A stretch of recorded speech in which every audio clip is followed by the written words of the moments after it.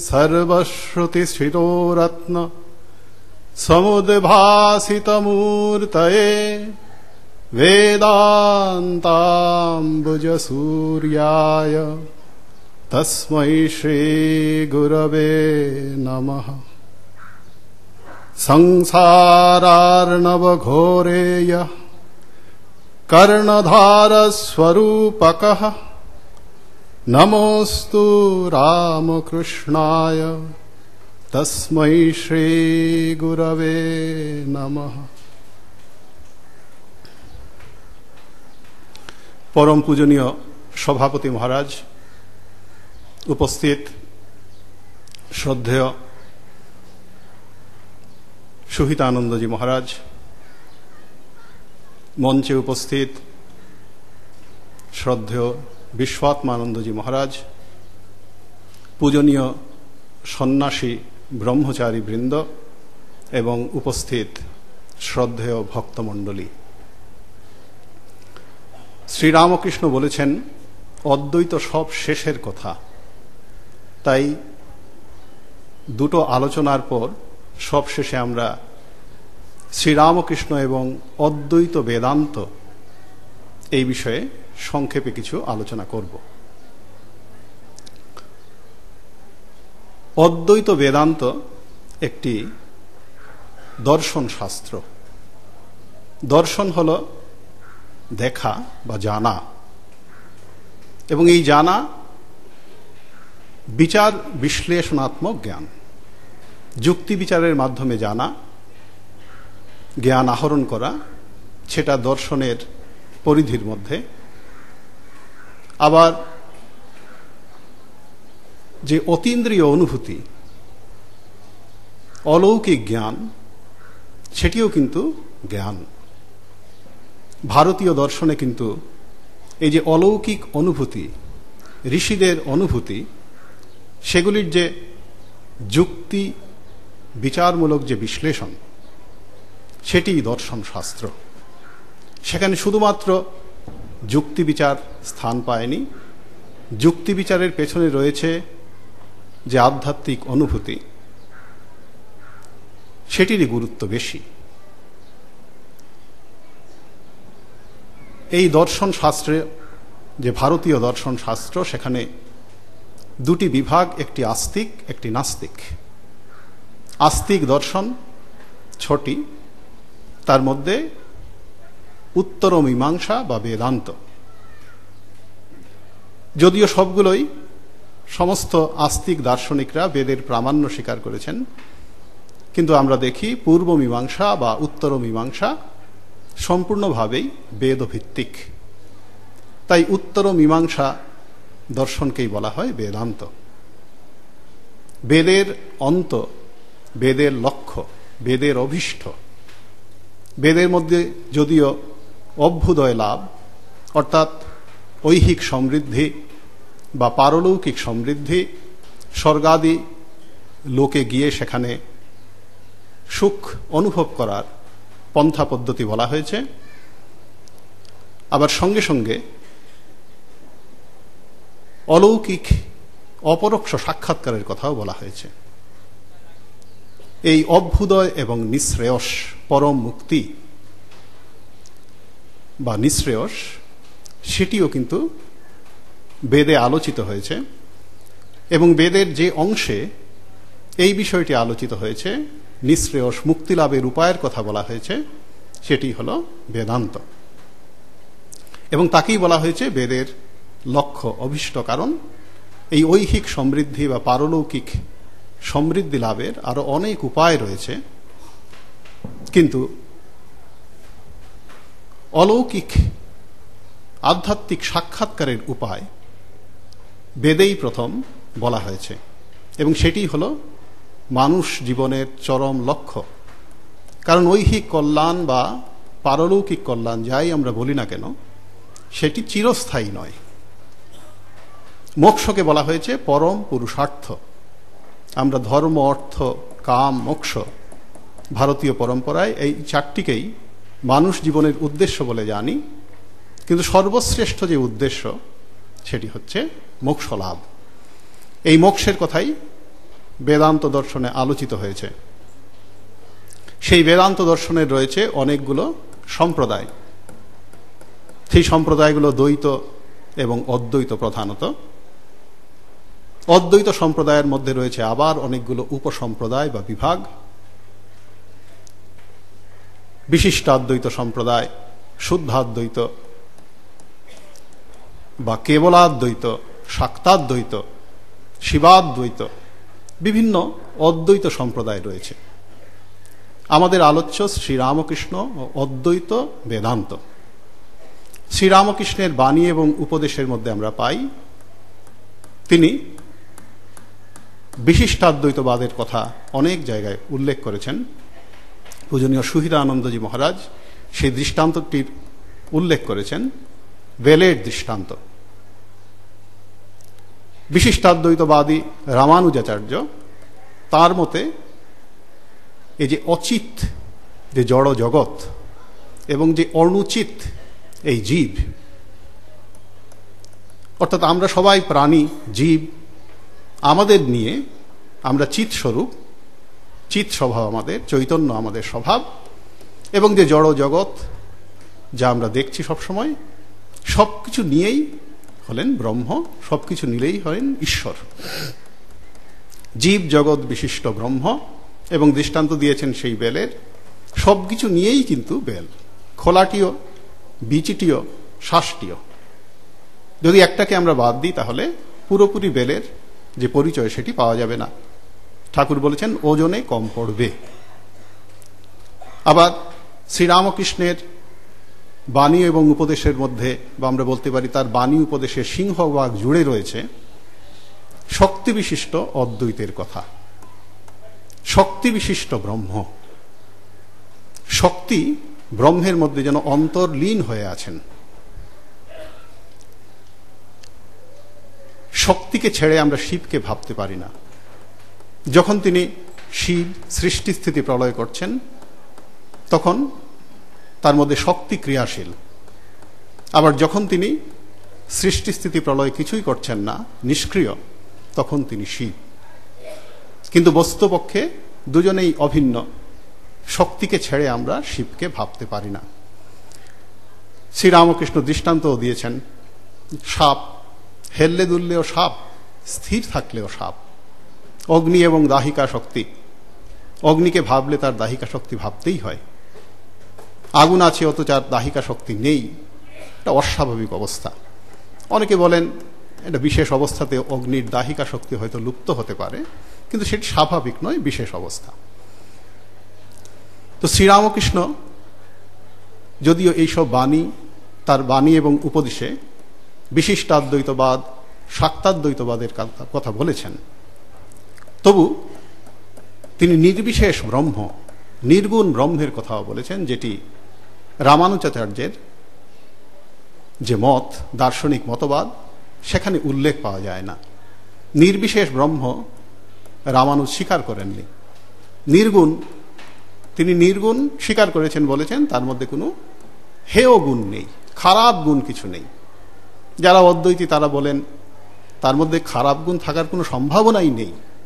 তো যার সম্ভাবনা নেই তার আবার নিষেধ কি? কিন্তু শ্রীরামকৃষ্ণ নির্বিশেষ ব্রহ্ম স্বীকার করেছেন, আবার রামানুজের মতও স্বীকার করেছেন। কারণ তিনি লোকশিক্ষা দিতে এসেছিলেন। কাজে লোকশিক্ষা দেওয়ার জন্যে, ভক্ত নিয়ে বিলাস করার জন্যে, লীলাবিলাস করার জন্যে সবকিছুকেই তাকে গ্রহণ করতে হয়েছে। আবার যেহেতু তিনি অবতার পুরুষ, কোনো একটিমাত্র দর্শনের প্রবক্তা নন, সেজন্য তিনি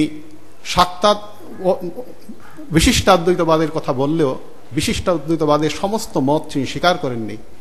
আবার শাক্তাদ্বৈতবাদেরও সমস্ত মত তিনি স্বীকার করেননি। তিনি বলেছেন শক্তি স্বপ্নবোধ, শক্তিকে তিনি স্বপ্নবোধ বলেছেন। আবার বলেছেন যতক্ষণ এই সৃষ্টি স্থিতি রয়েছে ততক্ষণ আমরা শক্তির সীমানার মধ্যে, পরিধির মধ্যে, গণ্ডির মধ্যে। যখন তাকে অতিক্রম করে যাওয়া যায় তখন শক্তিকে অতিক্রম করা যায়। শক্তিকে স্বপ্নবোধ বলেছেন। কাজে শ্রীরামকৃষ্ণের উপদেশের মধ্যে আমরা দেখি এইসব বিভিন্ন মতবাদকে তিনি স্বীকার করেছেন, আবার শাক্তাদ্বৈত বা বিশিষ্টাদ্বৈতকে অতিক্রম করে তিনি কেবলাদ্বৈতবাদ, নির্গুণ ব্রহ্মবাদের কথাও বলেছেন, যার পরিচয় আমরা পাই আচার্য শঙ্করের দর্শনের মধ্যে। আচার্য শঙ্কর ব্রহ্মকে নির্গুণ, এক এবং অদ্বিতীয় বলে প্রচার করেছেন, যুক্তির মাধ্যমে প্রতিষ্ঠা করেছেন উপনিষদ প্রমাণের ভিত্তিতে। এবং তার যে মতবাদ আমরা জানি সেটি অদ্বৈত বেদান্ত, এবং তিনি শানিত যুক্তির মাধ্যমে সেই বেদান্তকে যেভাবে প্রতিষ্ঠা করেছেন, বেদান্ত এবং অদ্বৈত মতবাদ যেন সমার্থক হয়ে গেছে। আমাদের সাধারণ দৃষ্টিতে বেদান্ত মানেই অদ্বৈত, যদিও বস্তুত তা নয়, কিন্তু আচার্য শঙ্করের এখানেই হলো মহিমা। তিনি বেদান্তকে দৃঢ় দার্শনিক ভিত্তির উপর প্রতিষ্ঠিত করেছেন, এবং যার ফলে বেদান্ত এবং অদ্বৈত দর্শন সমার্থক হয়ে গেছে। অদ্বৈত শব্দটির অর্থ নির্দেশ করেছেন অদ্বৈত বেদান্তের প্রবক্তারা। বৃহদারণ্যক ভাষ্য বার্তিকে আচার্য সুরেশ্বর আচার্য বলেছেন, যেটি দুইয়ের সঙ্গে যুক্ত, যে ঈশ্বর দুইয়ের সঙ্গে যুক্ত, সেই দুইয়ের ভাব হল দ্বৈত, এবং যেখানে সেই দ্বৈতের অভাব, দ্বৈত যেখানে নেই, অনুপস্থিত, সেটি হল অদ্বৈত। অদ্বৈতং প্রত্যক বস্তু অবিধীয়তে, সেই শুদ্ধ চৈতন্যই হলেন প্রত্যক ব্রহ্ম। তখন প্রশ্ন হল, শুদ্ধ ব্রহ্মই যদি একমাত্র সত্য, তাহলে এই জীব, যে জীবত্বের অনুভব আমাদের সকলের আছে, আমাদের কর্তৃত্ব ভোক্তৃত্বই হলো আমাদের জীবত্ব, তার অনুভব কিসে হয়, কেন হয়? এই জড় জগৎ আমরা দেখছি আমাদের কাছে সত্য, সবকিছু দিবালোকের মধ্যে যেমন সবকিছুকে আমরা দেখি, সেরকম জগতের সমস্ত পদার্থকে আমরা স্পষ্টভাবে দেখতে পাই, তাকেই আমরা সত্য বলি। কিন্তু বেদান্ত বলেছেন, বিশেষ করে দর্শন, সেই সর্বোচ্চ তত্ত্ব, আলটিমেট রিয়ালিটির কথা বলেছেন। এবং আচার্য শঙ্কর যুক্তির সাহায্যে দেখিয়েছেন উপনিষদ বাক্যের ভিত্তিতে যে সেই অদ্বিতীয় ব্রহ্মই কেবলমাত্র সত্য। তাহলে এই জগৎটি বা আমাদের যে জীবত্বের বোধ, আমরা পৃথক, জীবত্বের জন্যই আমাদের পার্থক্য, চৈতন্যের দৃষ্টিতে আমরা সবাই সমান। তাহলে আমাদের মধ্যে এই পার্থক্য বা এই জগতের যে দর্শন আমাদের হচ্ছে, সত্য বলে জগৎকে যে আমরা অনুভব করছি, সেটা কি করে হয়? শঙ্করাচার্য বলেছেন মায়ার জন্যে, শ্রীরামকৃষ্ণ তাই স্বীকার করেছেন। বা আচার্য শঙ্কর তার যে বিখ্যাত অধ্যাস ভাষ্য, সেখানে দেখিয়েছেন মূলত সবকিছুকে আমরা আরোপ করছি সেই চৈতন্য বা ব্রহ্মের মধ্যে। দৃষ্টান্ত দিয়েছেন, যেমন দড়িতে সাপকে আমি আরোপ করছি, সাপ বলে কিন্তু কিছু নেই, আছে দড়ি শুধুমাত্র। আমি জানতে পারছি না, মিথ্যা ভ্রমবশত আমি তাকে মনে করছি সাপ। এবং সেই যে চাপিয়ে দেওয়া অধ্যস্ত আরোপিত সর্প, তার মধ্যে কিন্তু আমি যখন দেখি ভয় পাই, কল্পনা করি তার মধ্যে বিষ রয়েছে, কিন্তু সেই যে সাপের বিষ, সেটা কিন্তু মূলত সেই আরোপিত সর্পের মধ্যে নেই, কল্পনা মাত্র। তাহলে যে দড়িকে আমি সাপ বলে মনে করেছিলাম, সেই সাপের বিষধরত্ব আমি কল্পনা করেছিলাম, এর দ্বারা কিন্তু বিন্দুমাত্র সেই দড়িটি প্রভাবিত হয় না। আচার্য শঙ্কর অত্যন্ত সুন্দর ভাষায় তার অধ্যাস ভাষ্যে বলেছেন, তত্রৈবং সতি যত্র যদধ্যাস তৎকৃতেন দোষেণ অণুমাত্রেণাপি ন স সম্বধ্যতে। তো ভুল করে যেহেতু আমি আরোপ করছি, কাজে আরোপিত পদার্থের যে ধর্ম, সেটি দোষ হোক বা গুণ হোক, তার দ্বারা অধিষ্ঠান যার উপরে আমি আরোপ করছি, সে বিন্দুমাত্র প্রভাবিত হয় না। তাই শ্রীরামকৃষ্ণ বললেন, খলরূপী নারায়ণ লুচ্চরূপী নারায়ণ। তাকে কিন্তু খল রূপে দেখছেন, কিন্তু জানেন যে সে স্বরূপত নারায়ণ। স্বামী বিবেকানন্দ যখন শুনলেন ঠাকুরের কাছ থেকে ঘটিটি নারায়ণ, বাটিটা নারায়ণ, ঠাট্টা করেছিলেন। যখন ছুঁয়ে দিলেন শ্রীরামকৃষ্ণ সাক্ষাৎকার করেছিলেন যে ঘটিও নারায়ণ, বাটিও নারায়ণ, সবই চৈতন্যময়। তাহলে মায়ার জন্যই আমাদের কর্তৃত্ব, ভোক্তৃত্ব, মায়ার জন্যই আমার জীবত্ব, মায়ার জন্যই আমি জগৎকে দেখছি, সত্য বলে মনে করছি। শ্রীরামকৃষ্ণ তার উপদেশের মধ্যে সেই বিদ্যা মায়া এবং অবিদ্যা মায়ার কথা বলেছেন। আগেই আমরা বলেছি শ্রীরামকৃষ্ণ কোনো দর্শন শাস্ত্রের প্রবক্তা নন, তিনি অবতার পুরুষ, তার একমাত্র উদ্দেশ্য হল লোককল্যাণ। তাই কিভাবে মানুষকে কল্যাণের পথে, মঙ্গলের পথে, আত্মস্বরূপ উপলব্ধির পথে নিয়ে যাওয়া যাবে সেই পথ তিনি নির্দেশ করেছেন। সেই জন্য তিনি যদিও বিদ্যামায়া এবং অবিদ্যামায়া বলেছেন, কিন্তু মায়া যেটি আমাদের এই সংসার ভ্রমের কারণ, জীবত্বের কারণ, বন্ধনের কারণ, সেই মায়াকে সহজ কথায় তিনি বলেছেন কাম কাঞ্চনী মায়া।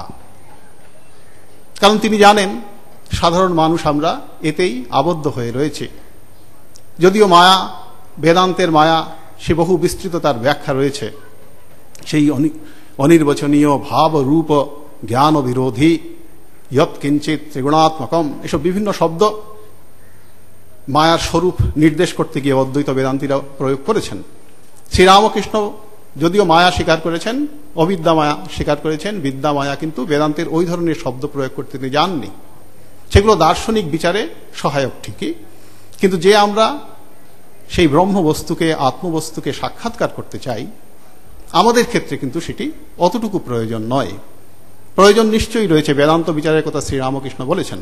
তার দ্বারা আমি যে চৈতন্য স্বরূপ, আত্মস্বরূপ, সেই বোধে প্রতিষ্ঠিত হওয়া যায়। তাই শ্রীরামকৃষ্ণ যুক্তি বিচারে অতটুকু সাহায্য গ্রহণ না করলেও, এবং না করার কারণ হচ্ছে তার কাছে সত্য ছিল দিবালোকের মতো স্পষ্ট, আমাদের কাছে সত্য অস্পষ্ট, আমরা দেখতে পাচ্ছি না। তাই বিভিন্ন যুক্তি বিচারের আশ্রয় আমাদের গ্রহণ করতে হচ্ছে, বিভিন্ন শাস্ত্র পাঠ করে আমাদের জানতে হচ্ছে সত্য বস্তুটি কি। তো শ্রীরামকৃষ্ণ দৃষ্টান্ত দিলেন, প্রদীপের দৃষ্টান্ত দিলেন, সূর্যের দৃষ্টান্ত, সর্পের দৃষ্টান্ত। প্রদীপের দৃষ্টান্ত, প্রদীপের আলোতে ভাগবত পাঠ হচ্ছে, নোটও জাল করছে মানুষ। প্রদীপের তাতে বিন্দু মাত্র ক্ষতি হয় না, প্রদীপ প্রভাবিত হয় না, প্রদীপকে ওই দোষ বা গুণ স্পর্শ করে না।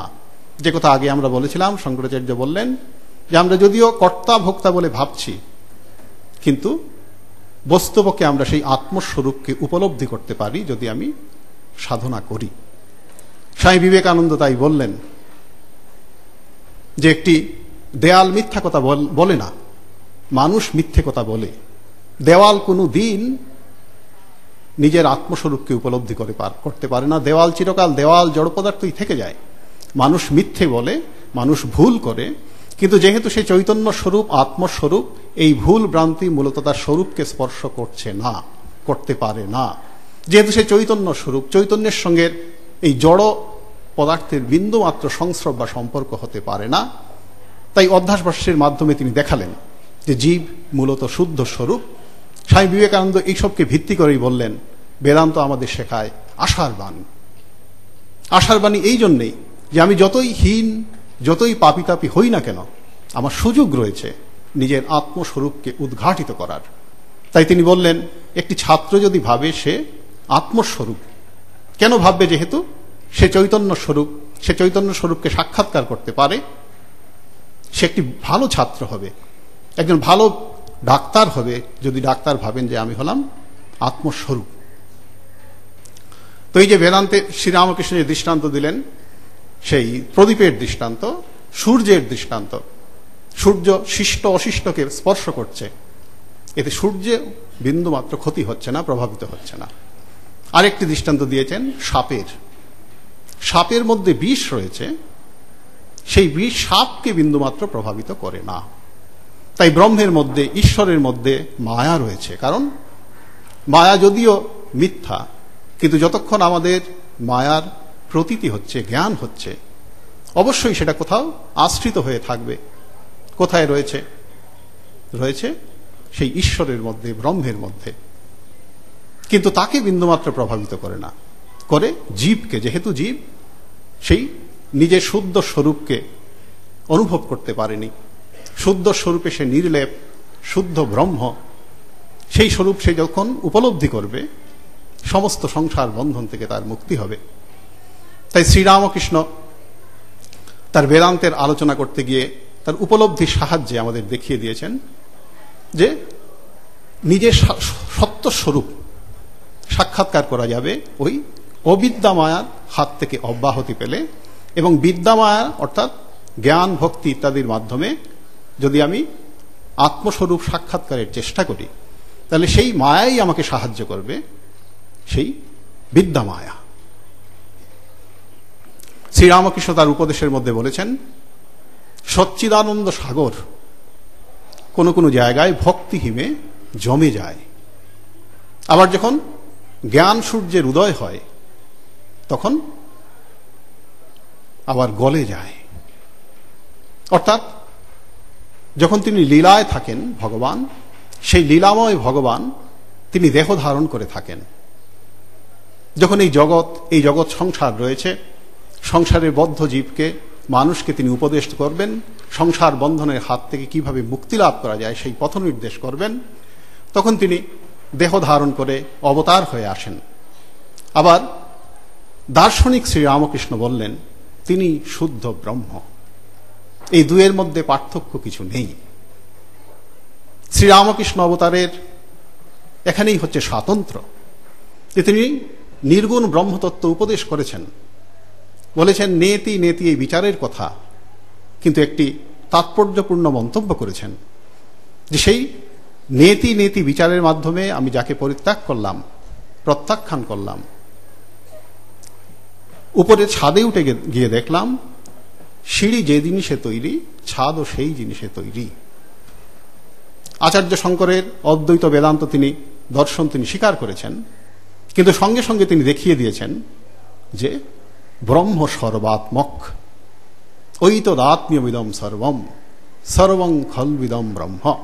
আচার্য শঙ্কর শানিত যুক্তির মাধ্যমে সমস্ত দ্বৈতকে খণ্ডন করেছেন, যা মিথ্যা অবিদ্যা তাকে খণ্ডন করেছেন।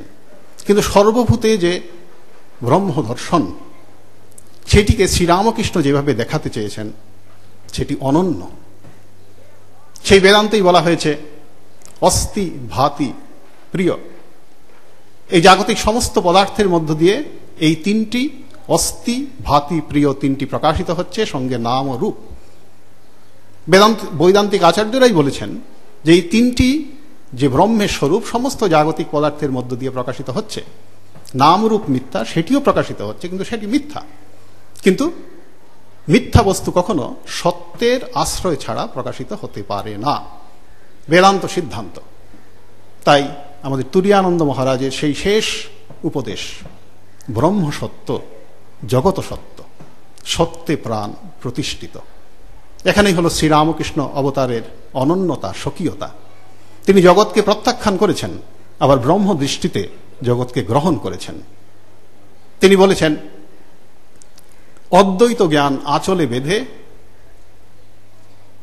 যেথা ইচ্ছা সেথা যাও। অর্থাৎ অদ্বৈত বেদান্তের যে চরম লক্ষ্য, ব্রহ্ম উপলব্ধি, ব্রহ্ম সাক্ষাৎকার, সেটিকে জীবনের লক্ষ্য বলে স্বীকার করে তুমি যে কোনোভাবে সাধনা অভ্যাস করতে পারো। শ্রীরামকৃষ্ণ দ্বৈত বেদান্তকে স্বীকার করেছেন অদ্বৈত, বিশিষ্টাদ্বৈত, শাক্তাদ্বৈত সবগুলোকে স্বীকার করেছেন। এবং তিনি বলেছেন যে কলিতে অন্নগ্রত প্রাণ, দেহাত্মবুদ্ধি আমাদের স্বাভাবিক, অব্যক্তা হি গতির দুঃখম দেহবদ্বির অবাপ্যতে, ভগবান শ্রীকৃষ্ণ গীতায় নিজেই বলেছেন। কাজেই যারা দেহবুদ্ধি সম্পন্ন, দেহাত্মবুদ্ধি সম্পন্ন, তাদের পক্ষে সেই নির্গুণ ব্রহ্মতত্ত্ব অনুশীলন করা যায় না। কিন্তু তাই বলে আশাহত হওয়ার কোনো কারণ নেই।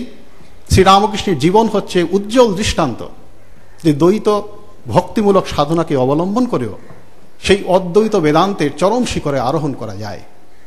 সেই জন্য সাধারণের জন্য শ্রীরামকৃষ্ণের উপদেশ যে সেই দ্বৈত বা বিশিষ্টাদ্বৈত যাই আমরা অনুসরণ করি না কেন, সেই মূল লক্ষ্য অদ্বৈত ব্রহ্ম দর্শন আমাদের সবার পক্ষেই সম্ভব। কিন্তু তিনি বলেননি যে নির্গুণ ব্রহ্মই হচ্ছেন উৎকৃষ্ট, সগুণ ব্রহ্ম নিকৃষ্ট। সেই পরম তত্ত্বের একটি দিক হলো নির্গুণ, একটি সগুণ। কিন্তু সেই নির্গুণ ব্রহ্মতত্ত্ব ভগবানের কৃপায় উপাস্য উপাসক ভাব অবলম্বন করে যদি আমরা অনুশীলন করি, তার কৃপায় সেই নির্গুণ ব্রহ্মতত্ত্ব উপলব্ধি করা সম্ভব। শ্রীরামকৃষ্ণের এটি হচ্ছে অনন্যতা, স্বকীয়তা, চরম বৈশিষ্ট্য, যে তিনি এই ভক্তি সাধনাকে, ভাব সাধনাকে অদ্বৈত বেদান্তের সঙ্গে যুক্ত করেছেন, যেটি অন্য আর কেউ করে দেখাননি। আজকের এই পবিত্র দিনে ভগবান শ্রীরামকৃষ্ণের কাছে আমাদের একান্ত প্রার্থনা, আমাদের এই দেহাত্ম বুদ্ধি থেকে মুক্তি দিয়ে তিনি আমাদের ব্রহ্মস্বরূপ উপলব্ধির পথে সাহায্য করুন। শ্রীরামকৃষ্ণার্পণমস্তু।